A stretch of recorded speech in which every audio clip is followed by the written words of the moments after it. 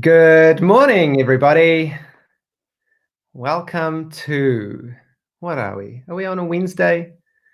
I think so. Welcome to the Conscious Collective Facebook series. It's been an absolute pleasure. And once again, I'm so excited for what the next hour is going to bring. I recognize that this is a moment of time that so many of us would never have thought that we're going to live through.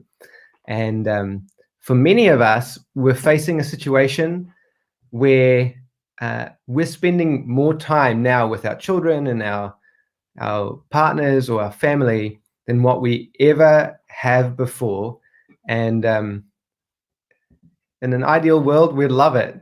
But I also recognize that, it requires some tools. It requires some tools to know how to be in and around the lives of those closest to us. I know for me personally, it's been beautiful, but I've really had to become very self-aware of my reactions and my triggers, as we all have. So this is part of today's exciting chat that I'm going to have with Filipa in a second, that I'll introduce, is delving deeply into communicating with ourselves and in a compassionate way, as well as those around us.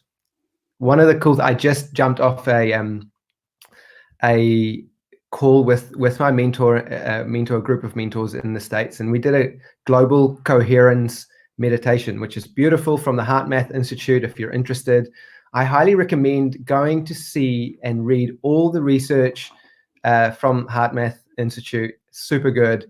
And they've got this little Bluetooth heart rate variability monitor that you hook up to yourself, and it syncs in with everyone around the world and their breathing and their heart rates. And together you can see, even on the call, your heart coming into coherence with those on globally in your circle. So I feel good. It feels really good. And these are the kind of self practices that are so important. Connecting in with yourself and breathing through this time, learning new things, stepping out. If you're like, oh, breathing, I don't get it. We all breathe. What's the big deal? I've been there. I was like, I can breathe, but maybe take your first step into learning why are so many people saying that breathing and connecting to your breath is an exceptional tool. And just that would be wonderful. Another great thing that I am exploring at the moment is sorry, it's something fun that I think you could do with your partners, or even with those close to you, or just to kind of rekindle a bit of a friendship and love. It's called 36 questions to fall in love. So we got to think creatively. Maybe you need to make a little picnic in the lounge, or out under the trees, go for a walk in your neighborhood, set something up, have a glass of wine, and go through these questions. I'll bring it up on the screen because I think they're super cool. This is a website. It's called 36 Questions How to Fall in Love. And really cool story behind it. Those who did the research, the two people who did the research on here, through doing the research, actually fell in love and ended up getting married. So it's pretty cool. But these are scientifically designed questions to build intimacy and vulnerability and connection, which ultimately leads to the deepest impact of love with those around you. It's a great first Tinder date, but you can't do that at the moment. So 36 questions, and you just go click here and it'll lead you through. I think we could do the first question here together. Why don't you guys type in the comments before we get started? If you could invite anyone in the world to dinner, who would that be?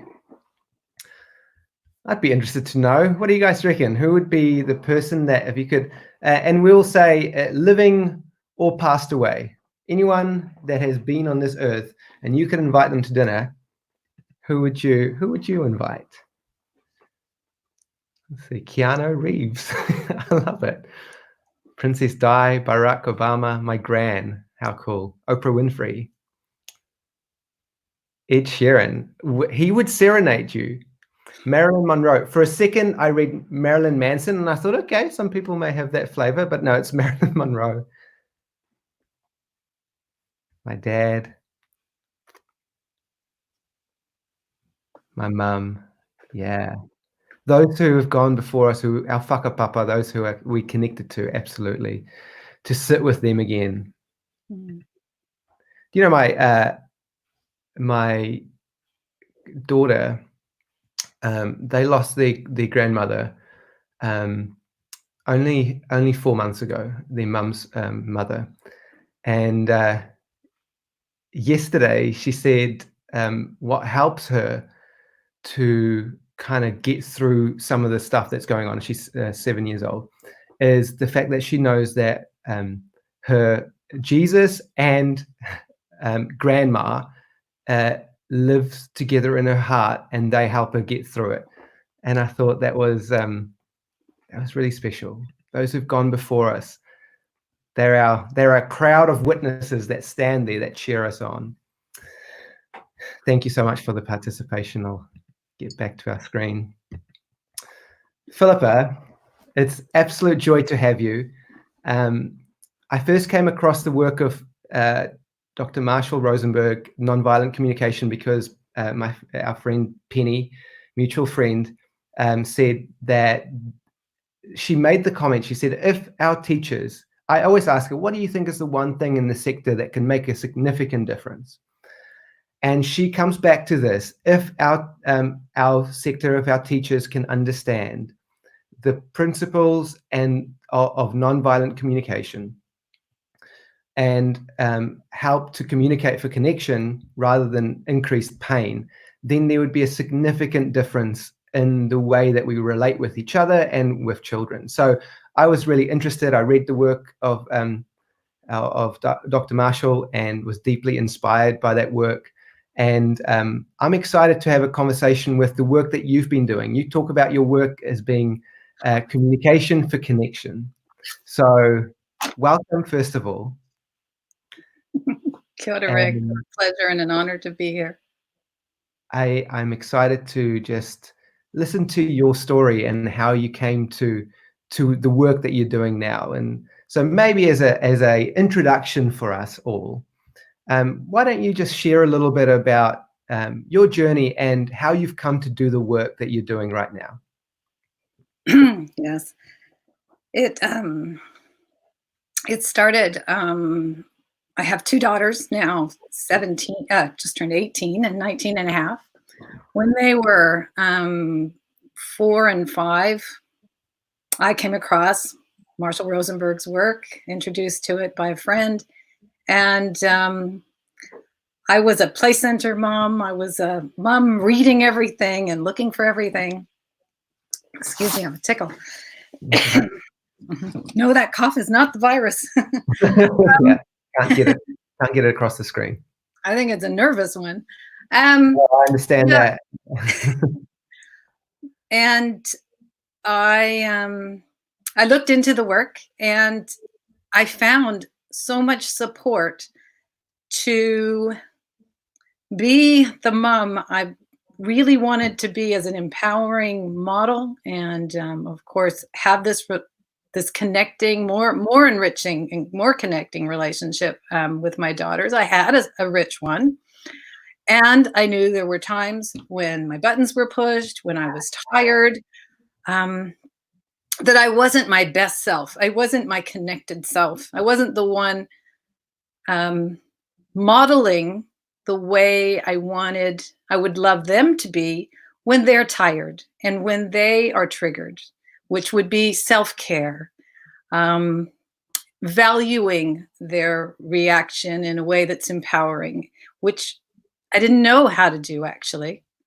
And within nonviolent communication, there's skills and awareness to support that. So it's not a model or a philosophy to follow where you do this and you've got it right. There's no right. It's simply tools and awareness to support us back to our wise self, our connected self, our responsive rather than reactive self. And I've been on this journey ever since.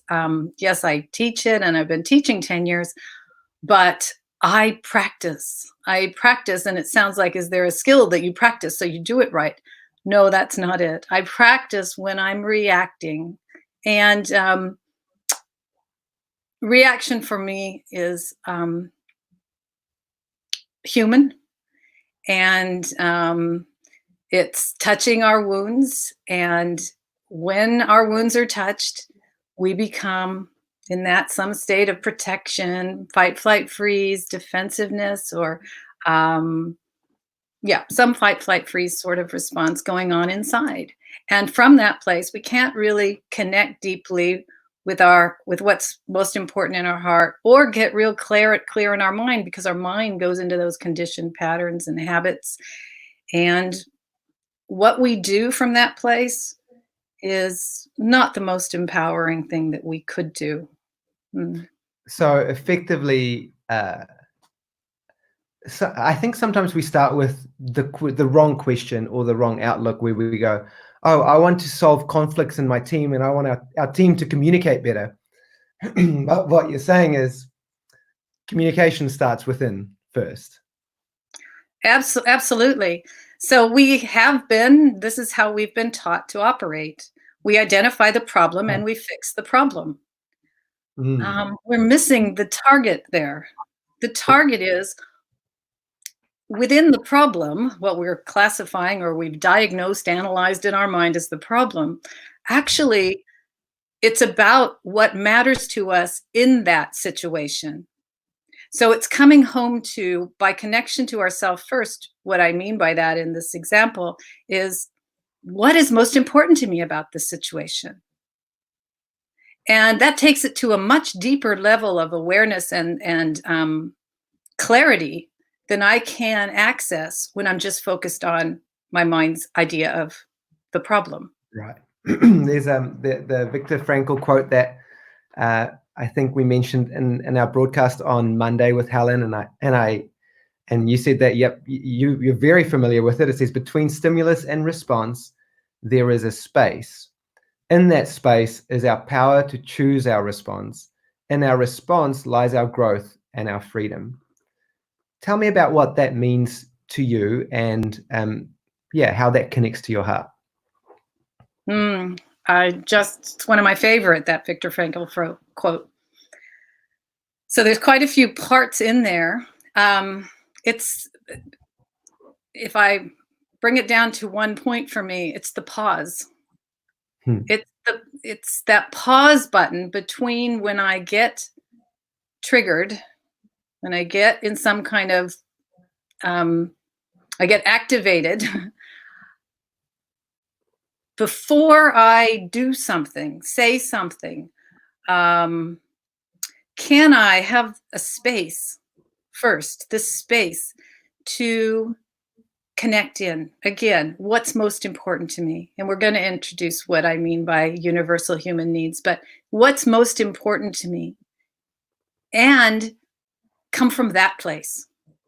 So that Viktor Frankl quote really points to this place of power, which is now, which is the pause. If I can pause, and I think I've no doubt all of us can relate to no pause and no space for pause. I didn't realize I had a pause until later. And that's our growth. That's the space of growth and freedom. And I love this pointing to what is free too, because when I'm reactive, I am not free. That's what we mean by not having any power. We can't access our power when we are in a default, conditioned, habitual reaction. So yes, this growing our freedom is our potential for human power. It's the capacities that I'm interested in. It's why I teach it, because for me, this is hope in the world. Because if we can value this and learn skills and awareness to support us in this, that is what we will give our tamariki. We can't. This is so important, 100%. I'm seeing the peculiar thing of, I deeply believe that every human is doing the best they can with what they've got. And I hold us in a very high, I suppose, image or value of who we are. And I see our teams that, and I can sense that people have the tendency to want to connect to someone, but then we're bombarded by communications between each other that comes from that reactive space, and it leaves us a little bit like dumbfounded. It's like, I thought that this is who you are. I thought, but then you came at me and you hurt me out of reaction, and then it confuses me. So it feels like the first step to communication, to learning how to communicate, really comes down to the pause, which you talk about individually, learning how to recognize reactivity and moving into the authentic, heartfelt you, responding out of your heart, right? That your response. And I love that you said that you didn't know that you even had a pause, because so many of us, and myself included in my life, only maybe recently have I started to understand that there is a pause and what that actually means. It feels like quite an abstract concept. So I really want to, we've got, like I said to you yesterday, we've got a fireside chat here to really just kind of understand what this whole thing means. So for you, talk to me a little bit about how you've become aware of your pause. I really love that you're breaking that down, because actually I can forget what a big journey that's been. Right. Yeah. And 15 years ago, it was a long time ago, when what this whole idea was quite foreign to me. The pause for me, if I'm trying to think back 15 years ago, thinking, what was it when I didn't know what it was? I think the easiest way to explain it is the part of me that can see what's happening in me. It's this witness. So let's see. I think many of us can relate to noticing when we're starting to get agitated. So there's a part of us that's noticing that. So who is the part that's noticing I'm starting to get agitated? That's the pause. The pause, in a different way of looking at it, the pause is the witnesser. And this part of us that can see what's happening is our space for freedom and growth. We build our capacity to be that witness, because that witness is that deeper, wiser part of us, the part that is not connected to the reaction. It's not connected to our thinking. It's not trying to fix our feelings. It's watching what's happening. And from that watching place, we can access our power quite directly. And by power, I mean our true, authentic self. It's not it's who we are in our most strongest, confident, open space. Brilliant. I'm just thinking back last night, and this might be an example to help frame what you're talking about as well. Had a beautiful bath, candles. It's great, really in a relaxing zone. And I hear my children in the hallway playing a game called Blind Man Bluff. It's the absolute favorite at the moment. It has to be dark. And everything goes well. It's about 5 minutes in, and a yelling match starts off, and it's my youngest two. Something's happened, and there's tears. And I sense this change in my body, and I immediately I didn't recognize it, but I see this need for me to go and fix it. So I'm in the bar, I'm relaxed, my children are crying, and somehow I was able to just witness that whole thing happening. Oh, look, when my children cry, I think I need to go fix it. That is still in me. But I was able just to observe that thought, and like my partner says, not catch the train to that land, and just let it go by, and choose a different train. And I recognize that, wow, that is innately almost always your first reaction to a trigger will be the construct and the programming that you've been installed into, your habitual patterns. And having the space to recognize that and just allow that to pass through without hopping on the train and following up gives you space, so much freedom. You're like, oh, actually, which is what I came through, they are strong to solve their own conflicts. They have innate power to handle the situation themselves as well. So I was able to choose a different train. Does that kind of resonate with what you're saying? Absolutely. I really love your example. So in that space where you were, that it sounds like, where you were able to not jump into the urgency. Oh, there's a problem. I've got to fix it. So that's reaction. That's no space. That urgency, that panic, that anxiousness underneath, that's kind of the driver. It sounds like you were able to, and I love you were supported in that, enjoying a really relaxing bath. You were really nurturing and self-supporting that part of you, that connecting space. And this is so important. We can't expect ourselves to be able to be so resourced that we never need resourcing. And so I love that part of this what you're sharing as well. And from that space, without the urgency, without the panic, with being the observer, okay, this is going on. You felt, I noticed you said, I felt a want to support, to contribute, to care. You were really in touch with that, but not from the panic place, from the connected place, it sounds like. Then in that space, you also became aware of, and my children have the capacity. And I'm guessing part of that was, and I really want to nurture this in them.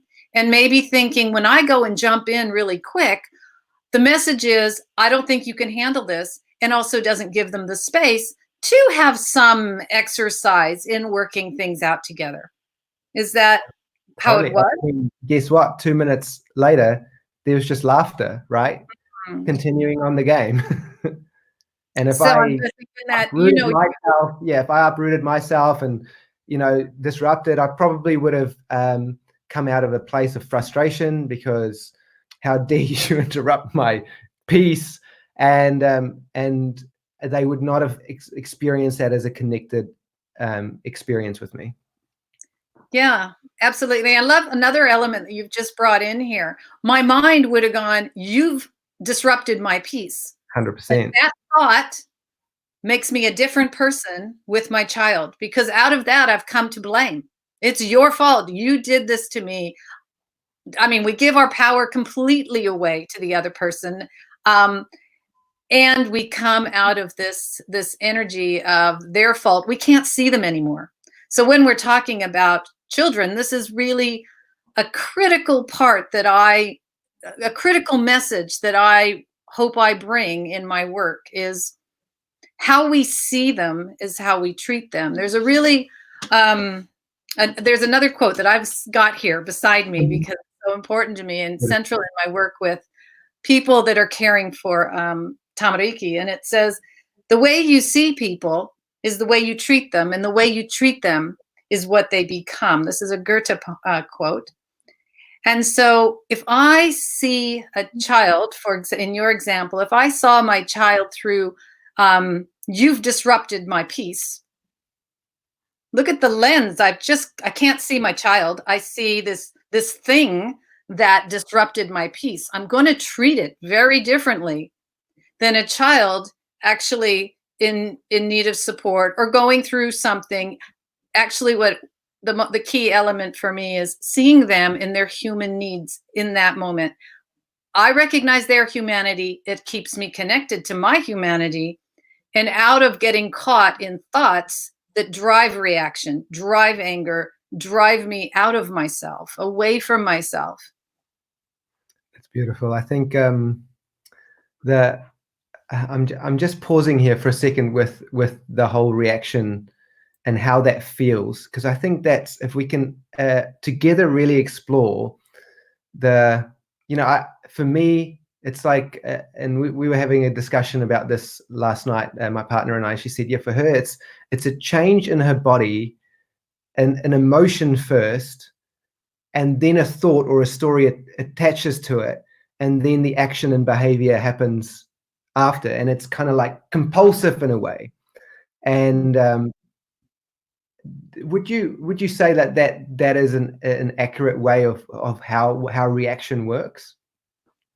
Well, I wouldn't doubt at all that it's what your partner experienced in that moment. Absolutely.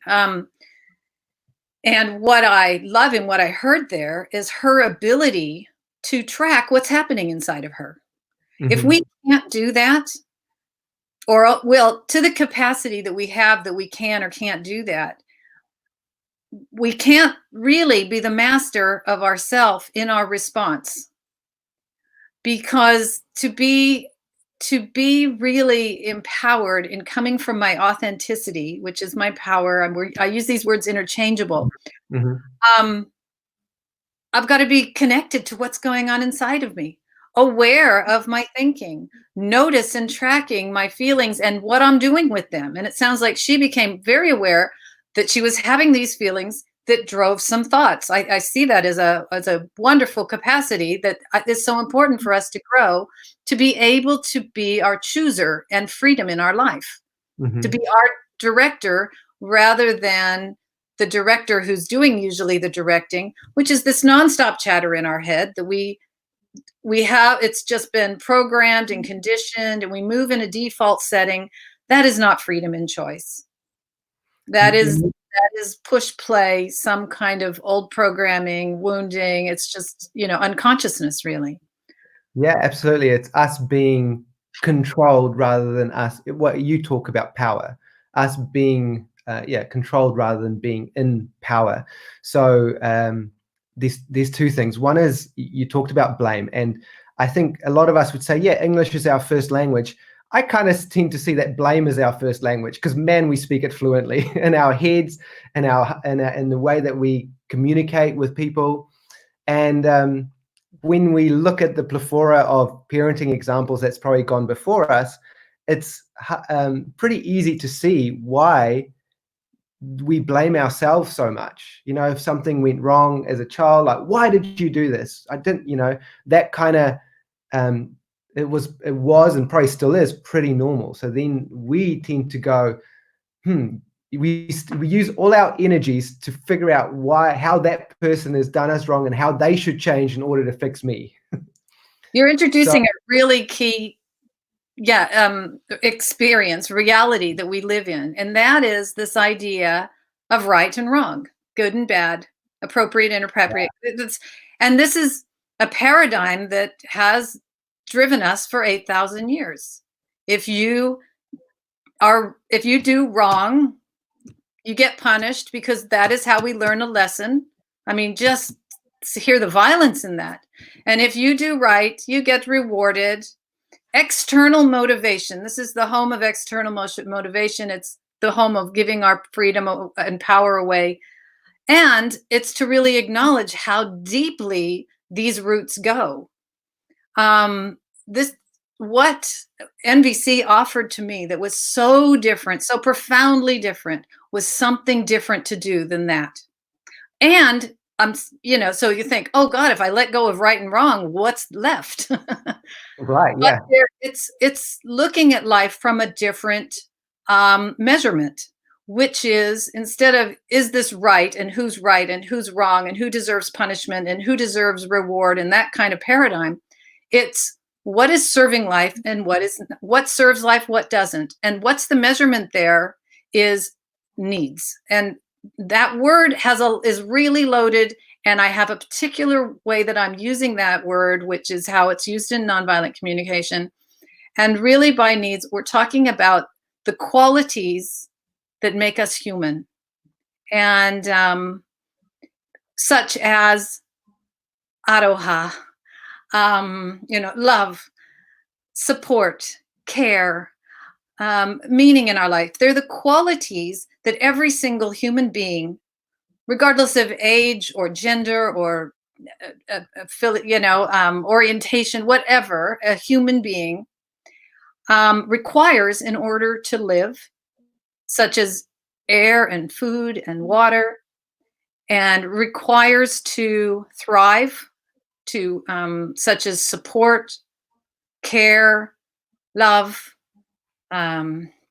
communication, connection, and then to really grow in their life, such as meaning and purpose, a sense of contribution in the world and to life. So this becomes a different measurement than who's right or who's wrong. Is it meeting needs or is it not meeting needs? In other words, is it serving life or is it not serving life? This is such a key topic, and I think in the comments, and I'll see if we can post it again. It's right at the beginning. I've tried to pin it, but you've given us a list of the most kind of basic human needs. Would you say that it's that you sent me? Can you kind of talk to that? Because that suggests that there's a hierarchy of needs. Which, okay. But it's most common, the ones that people will read and can really relate to. I think I haven't come across people who can't relate to them. Are you posting? Right. So yeah, I think we're gonna hopefully. It has been posted, but if you couldn't find it because there's so many comments that comes in, we'll try and post that again. And so the question is, or just to kind of keep framing our conversation, we want to move from reacting, find the pause, so that we can respond from the deepest, most connected, authentic part of ourselves. How do we know, or how do we connect to the most authentic part of ourselves? Yeah, that's the question, and I love it because I think we're all over hearing about ideals, and then it's like, right. Yeah, but where's the how-to manual on that, please? Yeah, and that's what I've found in what Nonviolent Communication has offered me is a how-to. So it's not a what to. So I really don't want to suggest, I'm reinforcing that. It's a how to be my authentic self, grow skills and awareness to grow the capacities to do that. And the key element is universal human needs. Okay. That's what, the other components are to be able to observe and differentiate that from evaluations. Mm-hmm. That's to be able to really see our thinking and question it. To be able to be in an empowered relationship with our feelings, emotions, accepting and embracing every single one of them and knowing that they are messengers, not the message. So we no longer have to react to them because they're always been trying to point to our needs. I know that might be a big leap for many viewers with following me on that, but I'm just to be in a relationship with your feelings, that is such an amazing reframe for us, because a lot of us are so scared of our feelings. Like it becomes the demon that controls us. I feel so anxious, or I feel so angry all the time, and I can't. And so to reframe and go, actually, let's be in right relationship and compassionate relationship with those feelings. My anger, empowered relationship with those feelings. Empowered, that's what you used, empowered relationship. Can you tell me what that looks like? Absolutely. So most of the people I meet are like how I've been trained to be in non-relationship with my feelings. I like what you said. There's ones you just don't even accept. They're shameful. They're terrifying. That's because we haven't been taught, in my opinion, what feelings are about. Feelings are our wake up. They're an inner kind of wake up to our needs unmet. Again, we need to know what needs are to have this conversation. So I'm wondering if you posted that again, Rick. Let's see how efficient. I can kind of give an example. Okay, that'd be great. So if I'm having a feeling like fear. Okay, I'll pick one that most of us don't enjoy, fear. And if that's all I know is I have this feeling, I have no sense of what it's about, except going in my head, analyzing, trying to identify what's scaring me, I'm still not in an empowered relationship with that emotion, because what it's about is a human need that I'm perceiving can't get met, isn't getting met in this moment, such as, I mean, fear, often the key one might be a sense of safety, a sense of security, a sense of stability. When I can land an emotion with the universal human need, the security, the safety, the stability, when I land it in what I long for, what I want in this moment that I'm not experiencing, it gives me something to do with my emotion. I see it as the messenger, not the message. The message is the need that wants attention, wants my attention, wants me to take action for it. When I'm connected to my need, I can take empowered action for what my life is calling for. Needs are our life force calling for something in this moment, and we give it a name, like stability or security or safety. It's the word is not important.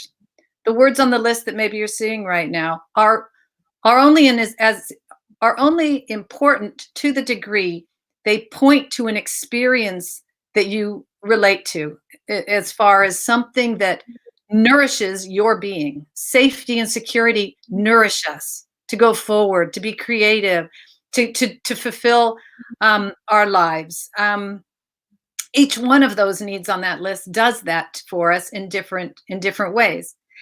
And some people, you know, they'll say, well, I don't think all these needs are universal because I don't have a need for challenge, for example. And I love when I'm questioned like that, because needs are not what we do to get them met. So the way I think about challenge, and you, Rick, think about challenge, and all the other people seeing this are thinking about challenge, how it lives in them is absolutely different. So while our needs are universal and we all have them because we're human, and they're qualities that make us human and that we require as human beings, we are absolutely individual in how we get that need met, if you like, and in how it's brought to life in us. This can also be this is the area of conflict, how to get needs met, because how I get my need met and how you get your need met, if we're not in communication about that, we step on each other and we get our needs met at the expense of other people's needs. When we're in needs awareness and in needs vocabulary and communication, I can talk about what's important to me, my needs, and I can value and understand and hear your needs. Now we're talking about the home of collaboration, community, interdependence, because I know how to value the life force in you and the life force in me, and I'm open to more strategies because I'm not fixed on one way it has to be. I'm open to creative possibilities on how we can all get our needs met in this situation, that we're all fulfilled. The needs, so some people would have a negative frame, and I think what you said about needs, like neediness, oh, she's so needy or he's so needy. And so we kind of have resistance to this idea that connecting with our needs nourish us. That's something new. Like, oh, it's okay to have a need. For me, anyway, I think that is a relief to realize that it's okay that I've got needs, because maybe somewhere I think also in my personality, probably I tend to try and solve everyone else's needs, and without connecting to my own. So just let's talk a little bit about more how to then go from where we are now to really recognizing and understanding the need that's coming up or that's been triggered in this emotional circumstance, possibly, you know, but by someone. How do we recognize that? Yeah. First, I'd really love to address what you said about the associations with the word need, needy, weak. I just want to name that's, you know, a lot of people can relate to that. I relate to that. So the word need is just the word that Marshall Rosenberg, who developed this nonviolent communication, it's the word he used to point to these universal human qualities that we long for, the qualities of the heart. You could call them many things. Needs is it's the word that's used in nonviolent communication.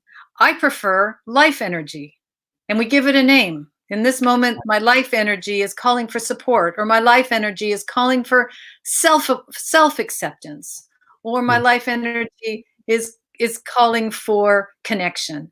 You know, it's that. So just to really name, don't get hung up on that word needs and the associations that you'll notice that you probably have with that, like I do. And okay, so and then from that, I love that life force. That is a really nice reframe. It's our why. And then we want to move from so first of all, changing the negative association with going inside and realizing that you have needs, and then learning how to connect with them secondly, and yes, letting those nourish them. Absolutely. And as adults, we learn head down. I mean, we know that children learn feet up. They haven't got in the world of concepts. We're in the world of concepts. And so to introduce needs in this conscious way, as we're talking about right now, we do start as a construct. Need for support. What does that mean? I have this idea of support. My mind immediately goes to what the strategy support is for me. And I really mix up the strategy, you doing something for me, for example, and my need for support, which is actually a quality of aliveness in me. It's my life force seeking for a particular response in life. And that doesn't necessarily come from the outside. Actually, a lot, it comes from the inside. An example of that is our great need for self-acceptance, for self-care, for self-awareness, for self-valuing. And valuing our needs is self-valuing. And it's I think, you know, we're in the early childhood realm here. This can be really difficult, and I love that you highlight this, because we are in the interest of serving the needs of others. In particular, Tamariki, can be easy to undervalue or let go of my needs because I'm in service. And yet I think we can also, when we tap into it, really relate that I can't come from a place of real service if I'm exhausted, I'm pushing myself, resentment builds. And what's it modeling? Our children are watching everything. How we care for ourselves will be how they care for themselves. Do we want empowered children? And that we need to value ourselves so they can value themselves. And this is a way to do it. We value our needs. These words, I don't want to get caught in that word. The words on that list, maybe you're looking at these qualities of our humanness. And do you think if we then go, whenever we get triggered or in reactive mode, is it fair to say then one of the steps that we can recognize is, one of my needs or one of my universal or life force energies are no longer met, or I now have a need? So is that a space where we can start to recognize that? Absolutely. And you can become aware of just how much that one awareness does for you. So in the moment that you notice you have a need and you value that need, and then you can name, I have a need for this in this moment. That is self-connection. That is self-valuing. That is self-empathy. There are so many needs you are meeting for yourself in that moment without doing anything, without going and getting your need met. Because the reality is, we are not going to get our needs met all the time in the ways we want. We know that. Right now, our needs are not being met. For example, when I put my awareness on the human suffering that's happening around the world, my need is not met for the well-being of of life. So our needs are not going to get met all the time. But that is very different than valuing them. We can do that all the time. And there's so many needs met in that. That is resilient. How do you then go from recognizing that you do have a need to restoring yourself to your center? Well, for me, when I connect in with my needs, I am in my center because I'm in connection with the life in me in this moment. That is what, that's what the needs are, the pathway to your living life force in this moment. Yes, your thoughts are part of that. Your emotions are part of that. The needs are the qualities of your heart that are alive in this moment. And all is happening all the time, whether we're aware of it or not. There's thoughts going on, there's emotions happening, and there's a heart calling for something. It gets very distorted when we are unconscious because it's still going on, but the ways we take action around it, for it, it's in an unconscious way. It comes out in all the distorted ways we've been conditioned to react to feelings, react to thinking, discount our needs, numb ourselves, distract ourselves, blame others out, so outward focus or problem solving, outward focus without identifying the key component, which is the needs that are alive within the situation. And in regards to children, the key message I'd love to share is to really look and imagine how children are not aware of their needs. How can they be? If we are not teaching needs awareness by modeling it, because that's how children learn, if we are not using those words in our vocabulary with them, naming them, you're sad, honey. I'm imagining you would have loved inclusion, or you're feeling frustrated because, would you have really enjoyed some support in that moment?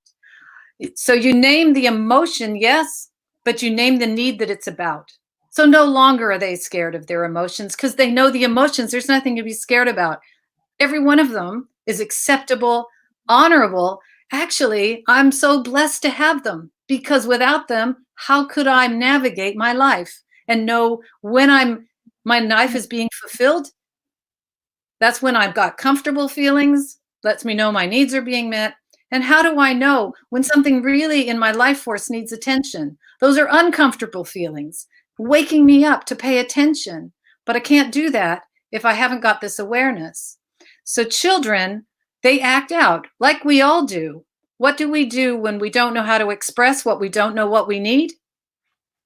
We act out, we blame, we get upset, we blame ourselves and go into depression and guilt because we don't know what else to do. So for me to remember that when a child is behaving in ways that we are not enjoying, they are trying to communicate the needs they don't have a language for, and they don't know how to access in a very conscious way.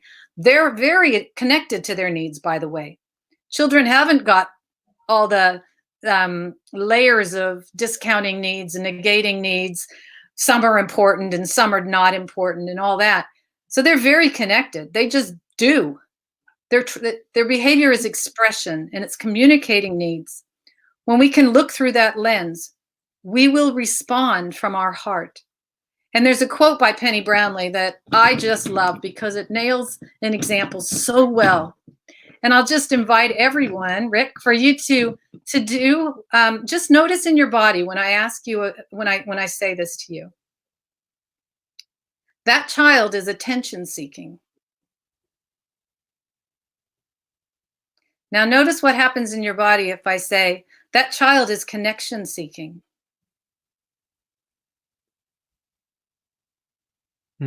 Words have power. And where we're coming from connects us or disconnects us. If I think the child is attention seeking, what might I do? Ignore them. They don't go into ideas of deserve attention. I might withdraw my love a little bit because they don't deserve it. When I notice that they're connection seeking, my heart is activated. I want to be there. I want to support them in the needs that they are needing support with. Is that helpful? Very helpful. The recognizing, I've in our positive guidance training and a lot of things that I've read, definitely connected with helping name the emotion. But I think what you're saying around naming the emotion and connecting it to a need, understanding the need, and I can think of my own children as well. In situations when I've done that, there is this exhale. Yes. Like, you see me, you get me, you value me, me. and you've helped me settle myself. I know what to do. I'm not lost in confusion. Yeah, Yes. 100%. And I think that's so powerful. And then to translate that to our partners or our team members, Everyone. to speak to with that kind of compassion. I can see that you are frustrated because and you name it a need, and now that need may not be right, because obviously it's hard to kind of put a need on someone, but it gives them permission to say, no, that's not actually my need, but my need is. Yes. Now there's the possibility for connection. Now there's the possibility for collaboration, creativity, all sorts of, it just opens the door. I want to go back to the idea of blame, because again, I just see it so much. Then we really need a rewiring on communicating our needs without blaming the other one for or looking for the other one to somehow fix it. I don't know if that's in that blame category, but can you just speak to that a little bit? Like, how do we then communicate our needs to someone without them feeling like we're trying them to fix it or blaming them for not meeting our needs? Yeah. Well, I will give a short answer. So Okay. I would just want to really highlight that what we're doing here on the call, at a minimum is sort of a 14-hour training. Right. So I can only sort of really touching on many skills and awarenesses that I could spend days talking about. Right. And this is certainly one of them. Okay. But yeah, we've been conditioned to it's their fault, or whose fault is it? And it also protects us from looking inward or feeling the vulnerability of, actually, when that's happening, I'm feeling, scared or really confused or disappointed because, I really wanted to know I mattered and I'm not experiencing that. So one way that I can offer in just this moment to support someone to come from blame is just be curious. Cultivate curiosity. What might be going on for them? But also curiosity. What's this about for me? Why do I, don't make blame wrong. We don't want to make our reactions wrong. That's just adding, another layer of wounding to our own wounding. Because when we're blame, some part of us is in wounding. And if we cut our knee, we're going to care for it and clean it and put a Band-Aid and take care of it. Well, when we have an inner wounding, we really want to nurture our body, our soul, our heart, our mind. It's caring for our reaction. It really depends on how much compassion we bring to it. And blame is a reactive response. So It's bringing compassion to my confusion, compassion to my judgments, compassion and this curiosity. What is important to me here? And that might actually end up in some layers of vulnerability. And you don't have to share it. There's no have-tos. Being vulnerable to ourselves isn't itself a power, because that part of us that's wounded is going, oh, thank you for caring. Thank you for just having the space to take a moment to notice and be with me. So we're not abandoning ourselves anymore. When we blame, it's one way of abandoning ourselves. That is a very interesting thing. That blame, Brené Brown says, it's a discharging of pain. Like, we're too scared to sit with the pain, and you're just saying it's an abandonment of of ourselves. It's like, I'm not going to tend, I'm too scared to look inside what this might mean. Well, I think the scared is I don't know what to do with it. So Right. that's where NVC has been, still is a huge difference in my life. It gives me something, a place to come home to myself, a way, a pathway there. Otherwise, I'm welling in confusion if I'm just in the pain. It's like, well, I don't want to just sit here in the pain and endless pain because I'm spiraling in it. Yes, and that will happen until I can land it in what my heart aches for, which is some quality of need. I'm using these words interchangeably. What my heart aches for, what it longs for, needs, life force, pointing to this. I'm using those words interchangeably. Beautiful. So if we get triggered, we're in reaction mode. We want to recognize that there is a human need, one of our life forces that's not being met. We want to get curious about that. And I know that when I'm able to pause, like what you say, and I can ask myself as well, how can I, two things. One is to get curious about what the need is that's not being fulfilled. And secondly, I move to how can I take 100% responsibility for the situation and for what I'm feeling. And that's not in a way of like, how do I blame myself? It's just like, how can I own what's happened? Because then I can, as soon as I can own what's happened and take responsibility, I actually do really feel free, because it's no longer someone else that needs to fix it, or it's like I take my power back and I'm like, oh, okay, I see. It's me. It's been me all along. Yeah. And I know that you're using "it's been me" not in a self-blame way. So No, that is not turning it around and saying, oh, it's my fault. It's just the reason I'm triggered, what's activated is something core in me. Yeah, 100%. It's because of a need, like you said, it's because of my need that hasn't been met. And now I've got to find a way to be vulnerable and show that to the person where there is a fracture, or the child, or whatever. If I'm talking about another adult, we want to be careful. There's no have tos. I don't have to share. Okay. I want to connect with myself. Right. Will it serve life? Will it not serve life in this moment to the best of my knowledge and ability? And just to remember, that's all we're ever doing. So this is certainly, it's about being conscious. It's not about being perfect, right? Right. And one way that I can take responsibility is to name it. Now I'm talking about adult conversations here, not adult-child. Right. I can just be vulnerable and share. Actually, I'm confused. I'm not self-connected. I notice, I've got judgments, and I want to take responsibility in this. If it's a close relationship, can you partner me in this exploration with myself? Can we learn and grow together in this? I mean, that's one strategy. Now, with a child, we're not going to load and dump stuff on them. So then I'm going to, if I need it, seek support with another adult to get clear, to get connected. I might grow in, one hope that I would have from just this call is that others really value just how important and what a difference it will make in their lives and in the lives of their loved ones, growing skills and awareness to come from our connection and not our reaction. That's a lifelong journey. I'm supposed to be in the US right now. I would be on assisting on an advanced NVC course with a great teacher called Robert Gonzalez, but I'm not. I'm here. There's no planes and there's nothing happening, right?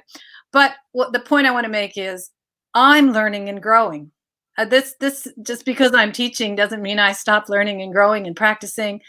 These are capacities that I don't think there is a perfect for. The goalpost just keeps moving, and I grow more empowered, and I can be more service to others, because only to the degree that I am conscious and empowered, it's only to that degree that I can be of service. Right. I want to finish up, and we've got couple more minutes, with just seeing if anyone in our audience has some questions that they'd like to ask you. So if you have any questions you'd like to ask Filipa about anything that was covered, please just write it in our comments under the under the post. We will bring it up on the screen and have a conversation about that. So just do that now if there's anyone else. Read them to me because I can't see them. Yeah, I'll see if they do come in. Just before we carry on though, Filipa, where can people find out more about the work that you're doing? What and how can they follow up? You said that there are some great resources in nonviolent communication. This may have just perked their ears and went, oh, yes, I want to connect deeper to that. So just give us some more links. Right. Certainly. If you're interested in nonviolent communication, there's so many YouTube interviews and workshops with Marshall Rosenberg Right. on YouTube. They're just free to view. Great. I highly, highly recommend, and I'm thinking this is the book you would have read, Nonviolent Communication, A Language of Life. It's on audio in a book. And also, I'd love to introduce just a moment. I've just authored, not developed, but authored an NVC app for mobile devices, which is a lot of the component, well, all of the components of this book and my own integration of NVC put into this app, and it's just been released. I just want to name, I'm not making any money out of this project. All proceeds go to the developer, friend of mine, who Herman Villuenkamp, who has donated 3 years to creating this project with me, and it has just been released. It's called NVC Connect, and I'm if he's on this call, if you're there, Herman, put it in the chat. But how can you contact me? I'm Communication for Connection. I'm a contractor with the Napier Ministry of Education for professional learning development, but I also work around the country privately for any early childhood center in the country, doing team trainings, and also do parenting workshops. Great, thank you so much for that. I'm sure there'd be many people who are saying that, yes, this what you said today, I want to delve deeper into that, and our team needs this. I know certainly for our teams, it's at the top of our list, and I look forward to working more with you on that one. Just one quick question. Pam says, how often should we notice and recognize our needs? If I ask myself that question, my life aspiration would be able to do that moment to moment, because what we mean by needs, again, is the life force in me calling for something. And if I tap into it right in this moment, it's calling me to expression, connection, particularly with Rick. I can't see all of you, but it's calling me for contribution, longing to be understood. And also, you know, I can tap into a longing for acceptance, to be seen in my humanity. I hope that's helpful. So it's very much. It's the home of us. So it's, yeah. That brilliant. That's so good. Thank you so much, Filipa. Everyone's commenting saying that went way too quickly, which I agree. And that's why you said we can have 14 hours. Because there is so much. More and more. It's been 15 years for me. Because this is so relevant, and every single human being has these needs, and we don't get the toolbox many times. So valuable work. Thank you for everything that you're putting out into the world, how you're contributing, how you're showing up for us during this time. I really do appreciate it. So ka kite, everybody. Thank you so much for watching. If you want to have the professional development certificates, please go to the address on the screen. As we've said before, it's $10 for all 10 of the webinars that we're doing. On Friday, we're with Anthony Seaman, who is just an extraordinary human being and an amazing thinker. You're going to want to tune in. So we will see you then. Enjoy the rest of your day. Ka kite.